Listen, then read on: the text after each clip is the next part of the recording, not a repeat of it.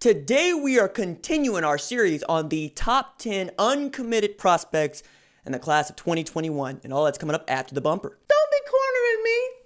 Hold up. Time. You gotta help me with that corner shit.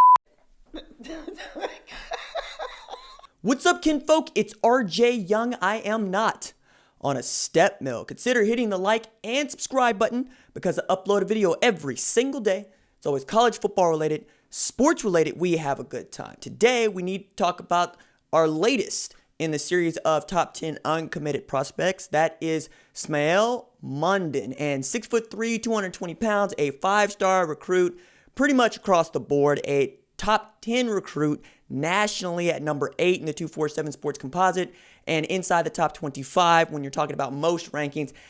Projects as an outside linebacker, but I could just as easily say him inside because he is the modern prototype of a linebacker. Tremendous length, tremendous speed, can play on both sides of the ball if that's what you want.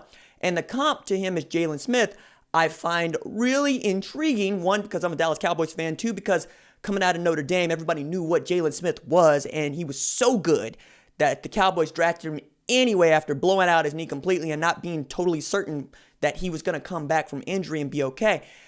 But I find it interesting right now that it feels like it's a two-horse race between Tennessee and Georgia for the Dallas-Georgia product. Now, we need to add in here that being from Georgia and the home state school has a lot to do with how you are treated. That said, I think Tennessee has an opportunity here, right? And I say that because he took 2 unofficial visits there, and that's the most that he's taken at any school.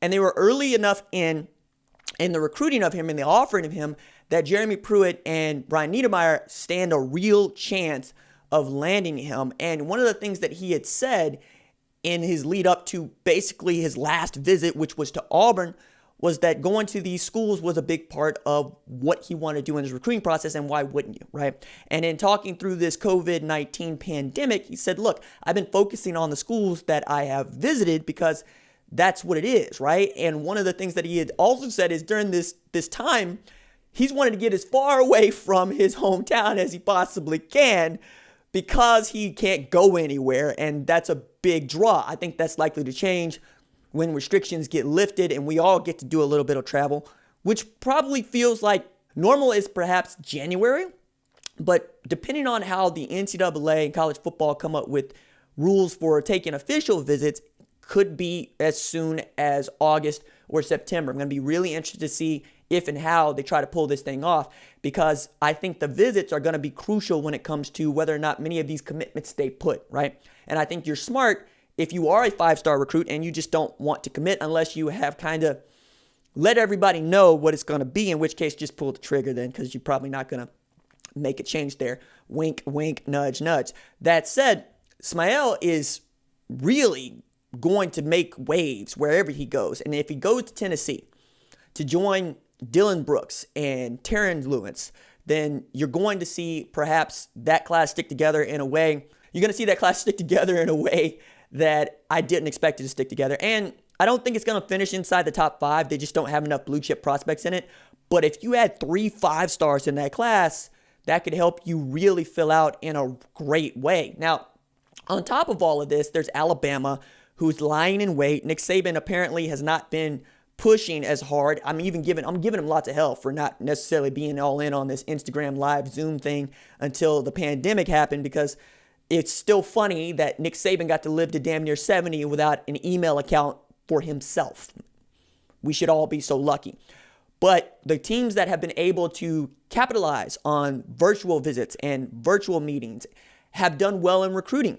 Ohio State is a great example of this. In a normal year, maybe they don't put together this kind of class.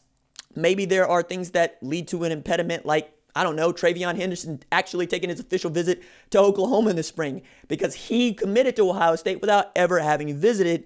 The same thing with a few players around the country. They are committing based on conversations that they're having with coaches and what they're able to show them via Zoom or on their phones. And I find this to be really interesting when it comes to the blue chips that are in the 4-star level or high 3-star level, because those are changeable, right? Those are changeable because if you get to play high school football, you can see your ranking change, but also because as classes get to be a little bit more formed out, you might see some poaching go on, especially as teams show that they're better than we thought they would be or are the same as they've always been. Tennessee, being better than we thought they could be, could really help them trade up, kicking a bunch of kids that were committed out of the class so they get kids that were committed elsewhere. And Alabama doing everything that we always expect them to be. I see them as winning a national championship, could probably come in and swoop a bunch of these kiddos away. But Kirby Smart and Georgia have always been good at recruiting since he's taken over. They've had the top class in the 247 sports team rankings in 2 of the last 3 years. So we expect him to be there, but also what he's been able to do when it comes to turning out linebackers and turning out great defenders cannot be overlooked, right? I'm really interested to see what happens with Brenton Cox at Florida because that's going to be an interesting tell. I'm also really interested to see which one of these linebackers is the guy that we all expect him to be in the SEC. Maybe it's just Dylan Moses, but I'm talking about a guy on caliber of Micah Parsons. There might not be one, but there has been the last few years, with the exception of maybe, actually I'd have to really think about this one because they've really been great at putting out linebackers and about really adapting to this modern defensive football that sees more Isaiah Simmons types, that sees the will linebacker become the star player like Roquan Smith was a few years ago. So I'm going to keep an eye on that and dig in that to a little bit more. Things to keep in mind about Smael, if you are not a Tennessee or Alabama fan, he listed Oklahoma as one of those schools, along with Georgia, along with Auburn, along with Tennessee. But he's gotten offers here recently from Texas in February and then Arkansas in February as well. Now, Arkansas doesn't factor in. Most of the crystal balls show he as a Georgia lean, and if they have the season that they should have, I thought it was really fun that Georgia State got in there in May of last year. Just wanted to throw that out there because, Georgia State beat Tennessee and he's being recruited hard by Tennessee. Anyway, all right, that's it for me. Deuces.